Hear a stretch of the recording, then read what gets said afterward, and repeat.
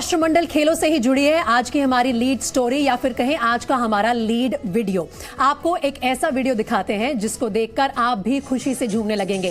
पहले जान लगाकर मेहनत, फिर सबसे बड़े मुकाबले में जमकर खेलना और उसके बाद जीत की खुशी में झूमना। गाना ऐसा कि पूरी दुनिया को बताना कि हिंदुस्तान आगे है और हिंदुस्तानी जीत की ओर लगातार बढ़ रहे हैं। ये सब कुछ आज हुआ। बर्मिंघम में आज जीत का डांस। महिला हॉकी टीम 16 साल बाद कॉमनवेल्थ गेम्स में मेडल जीती है और ब्रॉन्ज जीतने के बाद क्या जबरदस्त जश्न मनाया है पूरे ही इंडियन कैंप ने। इसके साथ साथ बॉक्सर्स ने भी खूब इंप्रेस किया है। रेसलिंग के बाद अब बॉक्सर्स भी एक के बाद एक गोल्डन पंच दिखा रहे हैं राष्ट्रमंडल खेलों में। आगे बढ़ते हैं। देखिए, कुछ दिन पहले आपने श्रीलंका में महंगाई की वजह से हुए जनता के संग्राम को देखा था। अब श्रीलंका से 3000 किलोमीटर दूर ढाका में महंगाई के मुद्दे पर जोरदार प्रदर्शन शुरू हो गया है। 1971 में आजादी के बाद पहले बांग्लादेश में एक ही दिन में पेट्रोल के दाम 51% और डीजल के दाम 42% बढ़ा दिए गए हैं। ये ऐसा पहली बार हुआ है और ये सच है। दाम 51% बढ़ा दिए गए हैं और इसके बाद हंगामा शुरू हो गया है। लोगों को डर बांग्लादेश के श्रीलंका बन जाने का है।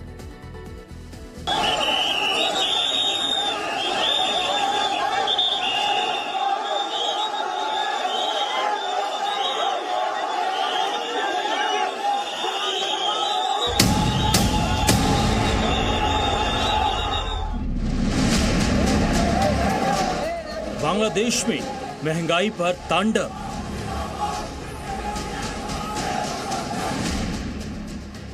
कीमत बढ़ाने का बना इतिहास।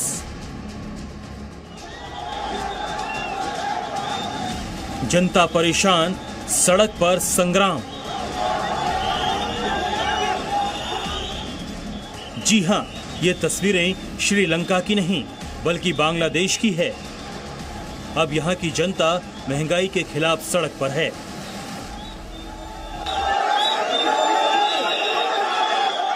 पेट्रोल डीजल के दाम में भारी बढ़ोतरी के बाद लोगों में महंगाई को लेकर गुस्सा है। दरअसल पहली बार बांग्लादेश में पेट्रोल की कीमत में 50% की बढ़ोतरी कर दी गई है और 1971 में बांग्लादेश की आजादी के बाद ये एक बार में सबसे ज्यादा बढ़ोतरी है।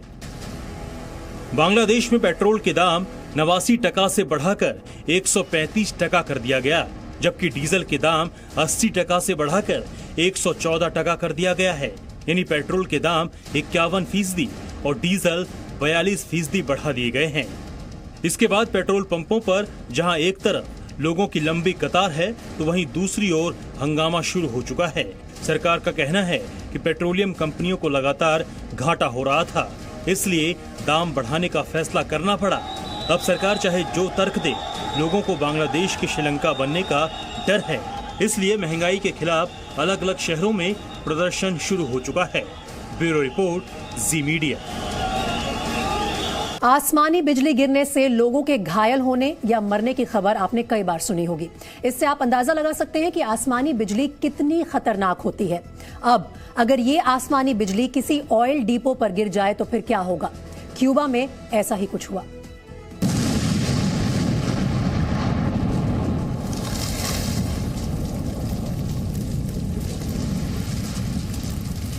क्यूबा में हुआ धमाका।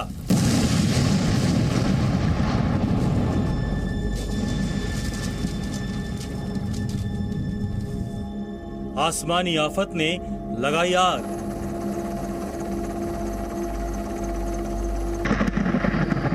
बिजली गिरी, ऑयल डिपो में धमाका।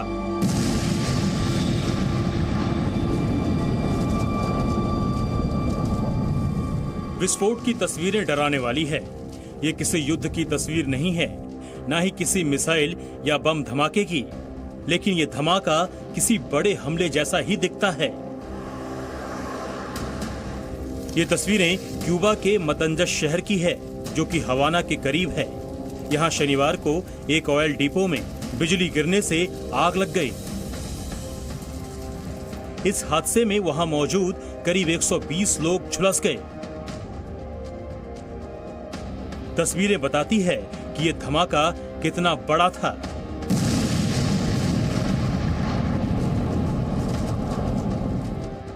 जब बिजली गिरी तो लोगों का कहना है कि एक के बाद एक 4 धमाके हुए।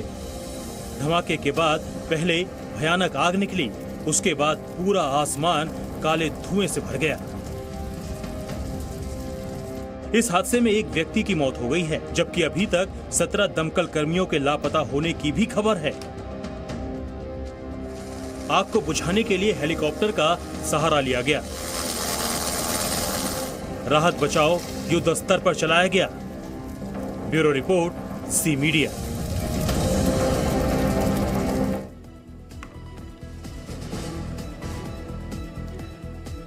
चलिए बुलेटिन में आगे बढ़ते हैं। जब आपको कोई दिक्कत होती है, आप थाने में जाते हैं इस उम्मीद में सब कुछ ठीक हो जाएगा, यही उम्मीद रखकर आप जाते हैं, पुलिस मदद करेगी क्योंकि पुलिस को पावर है। लेकिन अगर इसी पुलिस का एक जवान अपने ही थाने में पिट जाए और पिटते समय माफी मांगे तो आप चौंक जाएंगे। ये मामला और कहीं का नहीं बल्कि दिल्ली पुलिस के एक थाने का है। देखिए।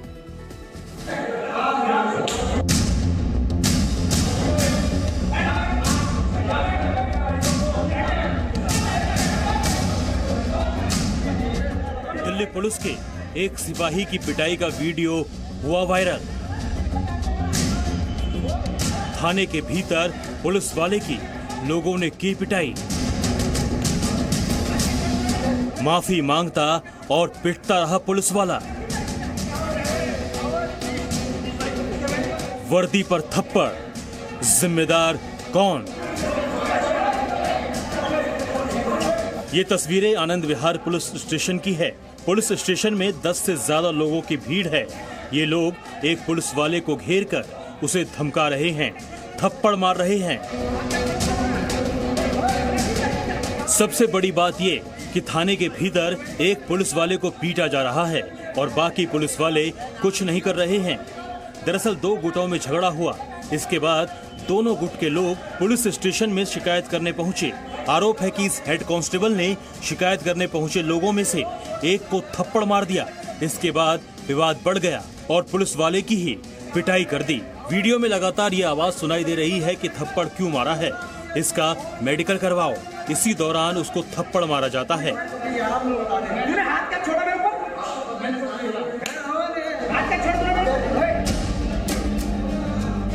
लोगों की पिटाई के बाद ये पुलिस वाला अपने गाल पर हाथ रखकर फर्श पर ही लेट गया। वहीं जब ये सब कुछ हो रहा था, दूसरे पुलिस वाले इसे देख रहे थे। पिटाई के दौरान लोग सेल्फी लेते भी दिखे। दिल्ली पुलिस के मुताबिक ये वीडियो 31 जुलाई की रात का है। फिलहाल पुलिस का कहना है कि इसकी जांच कर रहे हैं और आरोपियों को भी गिरफ्तार किया जाएगा। दिल्ली से नीरज गौड़ के साथ ब्यूरो रिपोर्ट, जी मीडिया।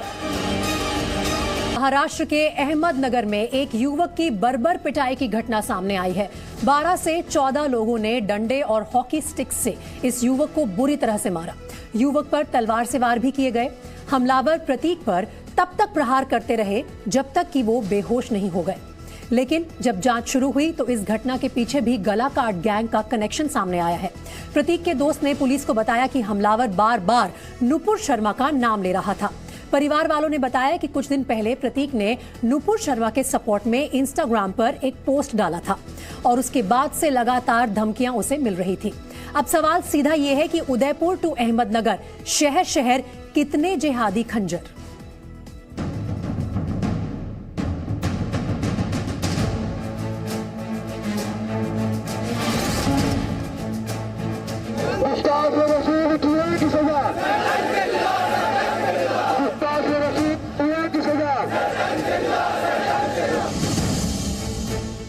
पहले उमेश, फिर कन्हैया लाल, अब प्रतीक पर प्रहार।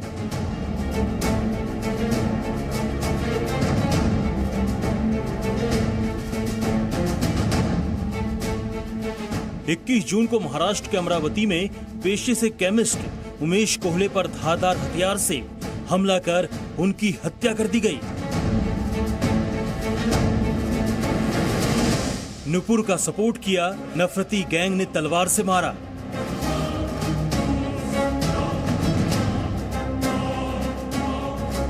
उनतीस जून को राजस्थान के उदयपुर में पेशे से टेलर कन्हैया लाल को उनकी दुकान में ही गला रेत कर मार डाला गया।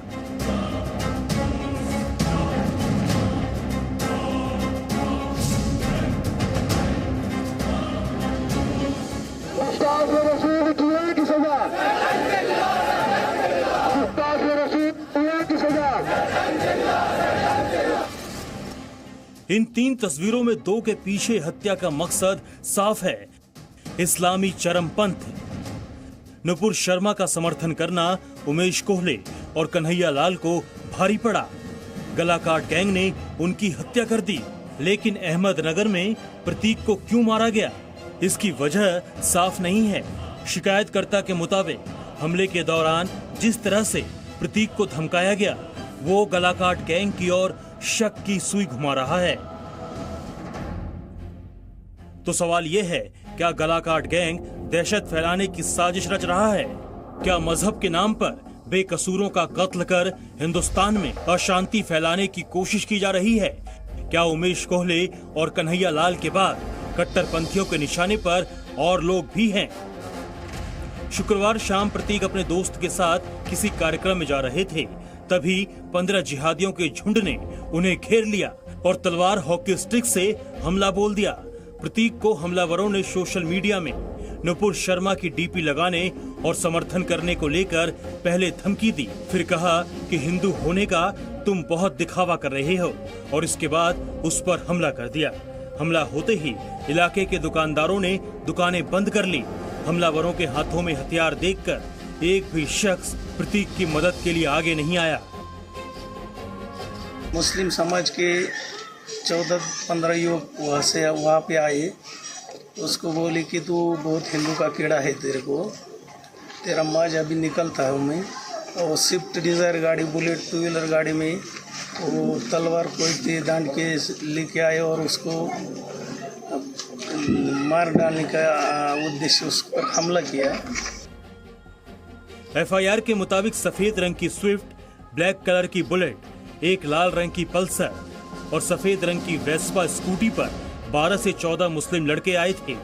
बाइक से उतरने के बाद प्रतीक उर्फ सनी राजेंद्र पवार को बोलने लगे, क्या आजकल तेरे अंदर हिंदू धर्म का बहुत कीड़ा आया है?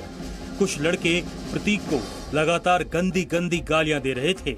हमलावर शाहरुख खान के हाथ में तलवार, सोहेल खान पठान और निहाल खान पठान के हाथ में कोयता, इलाइल शेख के हाथ में मोटरसाइकिल की चेन, टीपू पठान और अकीब सैयद के हाथ में हॉकी स्टिक, अबरार उर्फ अरबाज कासम पठान के हाथ में डंडा और अरशद पठान के हाथ में पत्थर था। अब इनमें से कुछ को पुलिस ने पकड़ लिया है, लेकिन कहा जा रहा है कि मास्टरमाइंड अभी भी फरार है। इन सब की गिरफ्तारी उसी दोस्त की शिकायत पर हुई है जिसके साथ प्रतीक पार्टी में जाने को निकला था। एफआईआर देखने के बाद ना कुछ बताने को रह जाता है, ना कुछ पूछने को कि हमलावरों का इरादा क्या था। हमलावरों ने सोचा कि प्रतीक की मौत हो गई है और छोड़कर निकल गए, लेकिन जब प्रतीक को अस्पताल पहुंचाया गया तो पता चला कि प्रतीक की सांसें चल रही है। 35 टांकों और टूटी पसलियों के साथ वो जिंदगी और मौत के बीच की जंग लड़ रहा है। शिकायतकर्ता के मुताबिक प्रतीक को हमलावरों ने सोशल मीडिया में नुपुर शर्मा की डीपी लगाने और समर्थन करने को लेकर लगातार धमकी दे रहे थे। जिहादी हमले ने महाराष्ट्र की सियासत को फिर से गरमा दिया है। महाराष्ट्र बीजेपी नेता नितेश राणे ने कट्टरपंथी ताकतों को चेताया कि वारदातें बंद नहीं हुई तो हमारे हाथ भी बंधे हुए नहीं हैं। सही वक्त पे अगर ये सब चीज रुकी नहीं तो सरकार के माध्यम से तो जवाब मिलेगा ही, उसके साथ जो हिंदू संगठनाएं हैं और हिंदुओं की रक्षा करने के लिए फिर हमें भी उसी तरीके का जवाब देने की हमारी भी तैयारी है।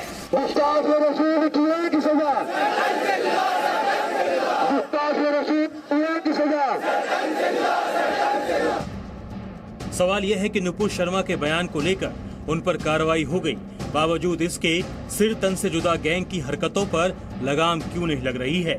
आखिर कौन है वो लोग जो कट्टरपंथ का जहर लगातार समाज में घोल रहे हैं? गलाकाट गैंग के निशाने पर हर वो लोग हैं जो नुपुर शर्मा का समर्थन कर रहे हैं। शहर का नाम बदल रहा है, लेकिन घटनाएं नहीं। सवाल ये भी है कि गलाकाट गैंग को कानून का डर क्यों नहीं है? ऐसे कट्टरपंथियों की पहचान कर उन पर कार्रवाई कब होगी?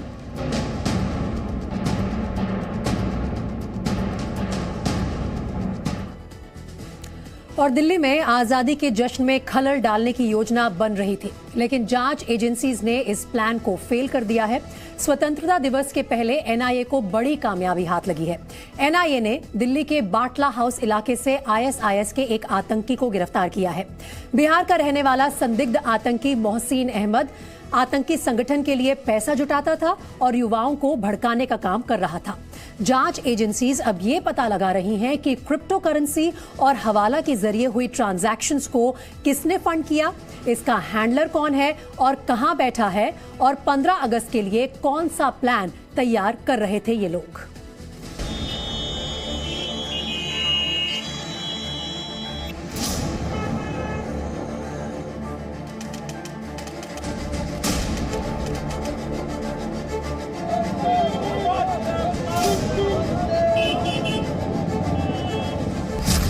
स्वतंत्रता दिवस से पहले जांच एजेंसियों को बड़ी सफलता।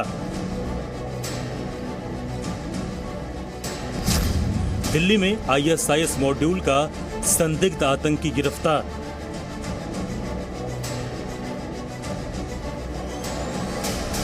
क्रिप्टो करेंसी की मदद से आतंकियों को करता था फंडिंग।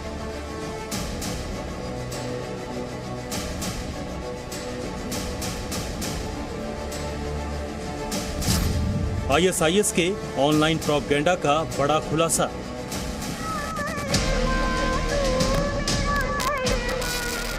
भारत में जश्न का माहौल है, लेकिन इस जश्न के माहौल को बिगाड़ने के लिए बड़ी साजिश चल रही थी।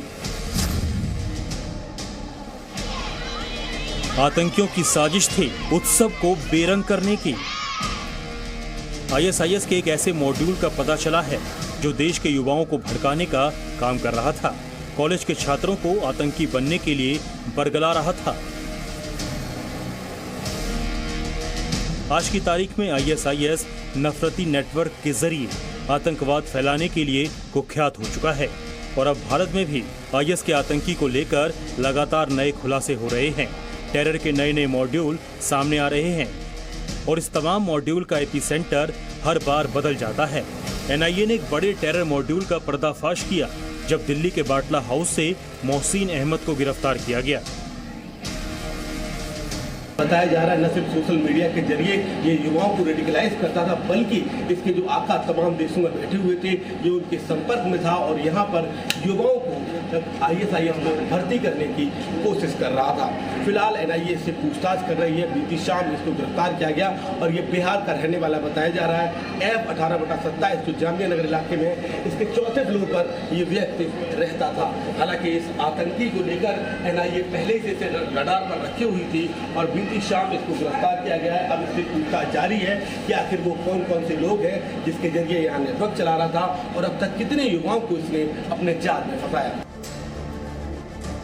सूत्रों के मुताबिक मोहसिन अहमद आतंक का चोला पहनकर टेरर प्लान को अंजाम देने में लगा था। इसलिए अब ये बात चिंता पैदा कर रही है कि आखिर आईएस का टेरर तंत्र हमारे देश की जड़ों में कितना गहरा धस चुका है।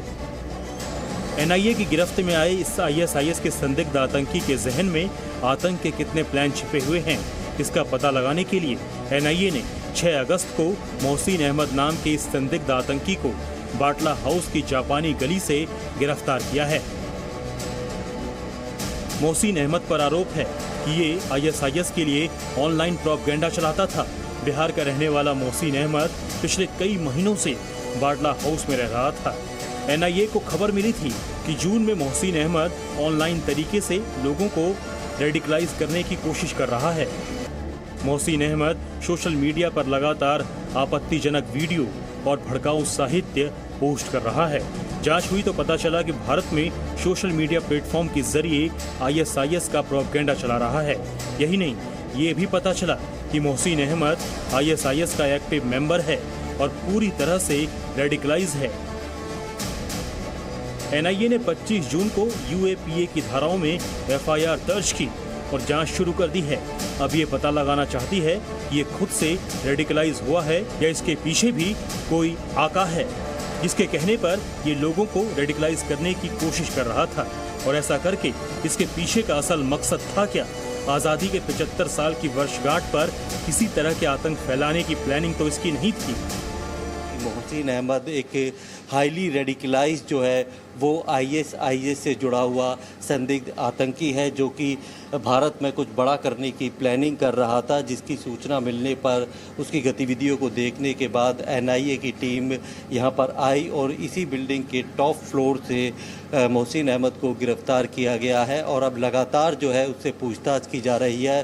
सूत्रों से मिली जानकारी के मुताबिक अभी तक की पूछताछ में ये पता चला है कि नुपुर शर्मा के बयान के बाद मोहसिन अहमद की जो है गतिविधियां काफ़ी ज़्यादा बढ़ गई थी। वो जो सोशल मीडिया प्लेटफॉर्म पे काफ़ी ज़्यादा एक्टिव हो गया था और लोगों को कुछ बड़ा करने के लिए उकसा रहा था। दिल्ली में बाटला हाउस की बड़ी साजिश का सीधा कनेक्शन ISIS से जुड़ा है और ISIS का कनेक्शन पाकिस्तान में बैठे आतंकी से।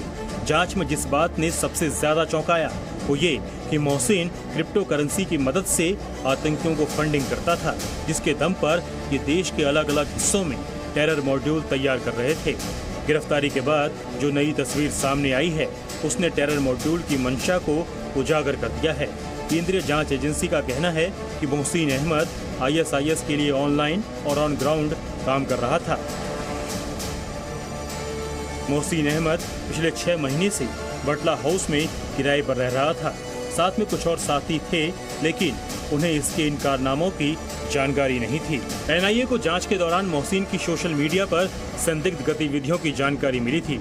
इसके बाद इस पर रेड की गई। ये भी पता चला है कि मोहसिन बहुत टेक्नो सेवी था, इसलिए एजेंसियों से बचने के लिए बातचीत के लिए ऐप का इस्तेमाल करता था। कई परतों में लिपटे साजिश को बेपर्दा करने का दावा जांच एजेंसियां कर रही हैं, लेकिन इस टेरर मॉड्यूल के कई और षड्यंत्रकारी चेहरों से पर्दा उठना अभी बाकी है। आगे की जांच में मोहसिन से पूछताछ की जा रही है कि वो कब ISIS से जुड़ा और कैसे, इसकी मदद कौन कर रहा है, इसे पैसे कौन दे रहा था। शिवम प्रताप के साथ प्रमोद शर्मा, जी मीडिया, दिल्ली। आगे बढ़ते हैं। राजस्थान में मुख्यमंत्री अशोक गहलोत के एक बयान पर सियासी संग्राम छिड़ गया है। हर कोई हैरान है कि रेप के बाद हत्या के लिए कोई कानून को ही कैसे जिम्मेदार ठहरा सकता है। अशोक गहलोत पर कानून व्यवस्था को बनाए रखने की जिम्मेदारी है, महिलाओं और बच्चियों को सुरक्षा देने की जिम्मेदारी है, लेकिन अशोक गहलोत ने सरेंडर कर दिया है। अब बीजेपी उनका इस्तीफा मांग रही है। छोटी छोटी बातों में झगड़े हो रहे हैं, तनाव और हिंसा बढ़ रही है, धर्म के नाम पे हो रहा है। ये तमाम जो माहौल बन रहा है, कहीं रेप हो रहे हैं बच्चियों के साथ में, और बच्चियों में जब से कर दिया है कि भाई उसको फांसी सजा मिलेगी। अभय कांड जो निर्भया के बाद में जो कर दिया कि आपको फांसी सजा मिलेगी, ठीक है, उसके बाद में हत्याएं बहुत ज़्यादा होने लग गई बच्चियों में। अशोक गहलोत का ये बयान इस देश की हर उस औरत के लिए तमाचा है जो काम पर निकलती है, जो पुरुष सहकर्मियों और सहपाठियों से बातचीत करती है और जो कमीज पतलून में अपने आप को नए कानून बनने के बाद बस से लेकर दफ्तर तक में सहज महसूस करती है। निर्भया कानून बनने के बाद अब छेड़खानी करने पर सजा नहीं होती, गलत इरादे से घूरने वालों तक को सजा होती है। लेकिन अशोक गहलोत को लगता है समाज को ऐसे कानून की जरूरत नहीं है। छोटी छोटी बातों में झगड़े हो रहे हैं, तनाव और हिंसा बढ़ रही है, धर्म के नाम पे हो रहा है। ये तमाम जो माहौल बन रहा है, कहीं रेप हो रहे हैं बच्चियों के साथ में, और बच्चियों में जब से कर दिया है कि भाई उसको फांसी सजा मिलेगी। अभय कांड जो निर्भया के बाद में जो कर दिया कि आपको फांसी सजा मिलेगी, ठीक है, उसके बाद में हत्याएं बहुत ज़्यादा होने लग गई बच्चियों में। अशोक गहलोत की माने तो मां, बहन और बेटियों के बलात्कारियों को फांसी ना मिले, घिनौने अपराध पर मौत की सजा खत्म हो जाए, बलात्कारियों को 2-4 दिन जेल में रखकर छोड़ दें। एक ऐसी सरकार से महिलाओं की हिफाजत की उम्मीद क्या अपने आप से ही एक धोखा नहीं है, जिसका सबसे बड़ा आका कानून को ही बदल देना चाहता है, जो कानून घर से दफ्तर तक महिलाओं को सुरक्षा की गारंटी देता है।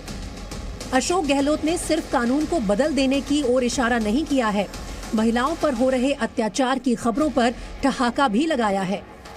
कांग्रेस पार्टी का बलात्कारी बचाओ अभियान फिर से सामने निकल कर आ गया, जब गहलोत जी रेपिस्ट को नहीं, बलात्कारी को नहीं, बल्कि सख्त रेप के कानून जो निर्भया कांड के बाद बनाए गए उसको दोष देते हैं बलात्कार के बाद हत्या के लिए। रेप की सजा मौत है और कत्ल की सजा भी मौत है।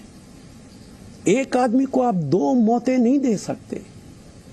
जो आदमी रेप कर रहा है वो ये सोचता है कि अगर हत्या कर दी गई तो शायद उसकी जान बच जाएगी, चूंकि सजा तो एक ही मिलेगी। अफसोस इसी बात पर है कि अशोक गहलोत के बयान को कांग्रेस के कुछ नेता सही मानते हैं। क्या कोई ये मान सकता है कि फांसी की सजा से रेप के बाद हत्या के मामले बढ़े हैं? लेकिन अशोक गहलोत मानते हैं।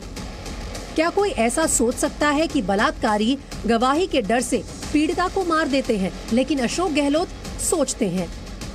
राजस्थान में 2 साल में 26 लड़कियों की रेप के बाद हत्या हुई है और अशोक गहलोत को लगता है कि ये सब नए कानून की वजह से हो रहा है। छोटी छोटी बातों में झगड़े हो रहे हैं, तनाव और हिंसा बढ़ रही है, धर्म के नाम पे हो रहा है। ये तमाम जो माहौल बन रहा है, कहीं रेप हो रहे हैं बच्चियों के साथ में, और बच्चियों में जब से कर दिया है कि भाई उसको फांसी की सजा मिलेगी। अभय कांड जो